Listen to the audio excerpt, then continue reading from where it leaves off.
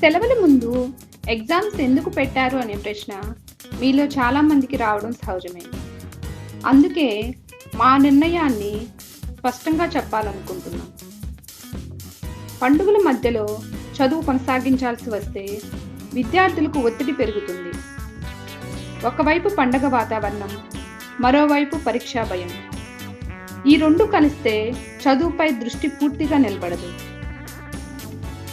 మేము తీసుకున్న ఈ విధానంతో విద్యార్థులకు 3 లాభాలు ఉన్నాయి. మొదటిది, చదువు మీద స్పష్టత వస్తుంది.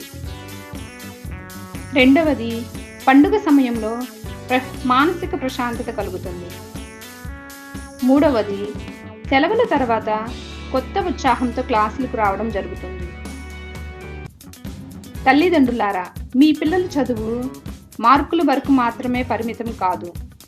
వారి ఆరోగ్యం, వారి మానసిక స్థితి కూడా మాకు అంతే ముఖ్యం. అందుకే ప్రతి నిర్ణయం పిల్లల మేలు కోసమే తీసుకుంటాం.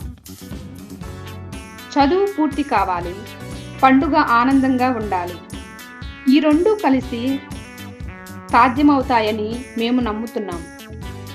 మీ నమ్మకానికి ఎప్పుడూ కృతజ్ఞులం.